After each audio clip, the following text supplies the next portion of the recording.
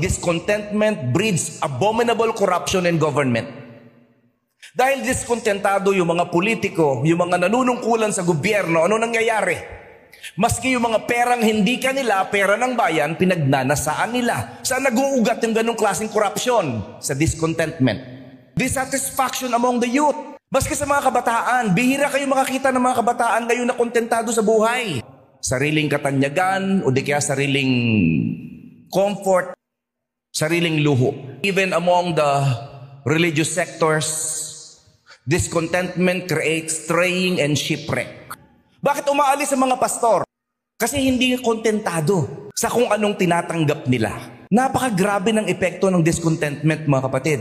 Very few people know and enjoy the rare jewel of contentment. Lahat naghahangad ng isa pa, ng mas higit kaysa sa kung anong meron sila. But you need to ask yourself, do you know what contentment is? Real biblical contentment, do you know what it is? Discover the joy, stability, security that biblical contentment brings. So that we will neither be overwhelmed by poverty nor be intoxicated by prosperity. Ang isang taong walang contentment sa buhay, laging na-overwhelm ng kahirapan. Ang tingin niya sa mga pagsubok ng buhay, todo-todong pagdurusa. At yung taong discontented, kahit yumaman, hindi na satisfy. Yan ang reality. Minsan nakakalungkot. Hindi nakikita ng mga tao na marami talagang mga mangangaral, ang paningin sa ministry ay paraan ng pagyaman. Pero eto yon, pag ang isang tao kontentado sa buhay, kakayanin niya ang mga pagsubok. Hindi siya susuko sa mga pagsubok ng buhay. Kahit na nga payamanin pa siya ng Diyos, hindi niya uunahin ang sarili. Uunahin pa rin niya ang Panginoon at yung ibang mga kapwa, lalo na ang membro ng kanyang pamilya. Hindi siya magiging mapagmalabis kasi naunawaan niya ang lahat ng mga bagay na meron siya ay nagmula sa Diyos. Ipinagkaloob kaya hindi dapat ipagyabang. Ang tunay na kayamanan, ang tunay na jewel, ang tunay na treasure, ano yon? Yung meron kang contentment sa buhay mo dahil na kay Kristo ka. Pag yan ay napartneran ng pagiging makadiyos, yung contentment plus godliness, ang sabi ng Bible, profit daw yun. Ganansya daw yun. Kayamanan daw yun. Yun ang ibig sabihin ng salitang great gain sa tekstong binasa natin.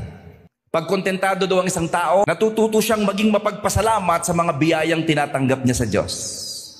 At nalalaman din niya at nagiging malinaw sa kanyang isip at puso kung anong tunay na mahalaga, yung mga bagay na espiritual, hindi yung mga bagay na material lamang. Please don't get me wrong, may value naman yung mga physical wealth na yan. Diba? Kailangan nga yung finances para isulong ang gawain ng misyon eh. Obvious naman yun. Pero hindi yun magsasatisfy. Hindi yun ang pwedeng maging source ng contentment ng tao. Pag yun ang ginamit mong basihan ng contentment mo, hindi yun darating. Tanungin mo ang sarili mo, sa ginagawa mong trabaho, sa ginagawa mong pagninegosyo, ano ba yung purpose mo sa buhay? Naghahangad ka ba na maging instrumento ng Diyos para makilala si Kristo bilang tagapagligtas at Panginoon? O ang hangad mo lang maging komportable sa buhay dahil feel mo deserve mo dahil Kristiyano ka? Sa ating mga talakayan, ito po yung ating tatlong sangay ng pagtatalakay.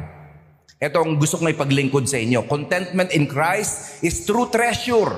Contentment plus godliness equals true treasure. Verses 6 to 7. Point number 2, contentment is correctly valuing what we have been given. Verses 8 to 9. And finally, contentment is loving and craving after God, not money. Verse 10. Pag kontentado ka at ikaw ay na kay Kristo, pinipilit mong mabuhay ng matuwid sa kanyang harapan, mararanasan mo ang tunay na kayamanan.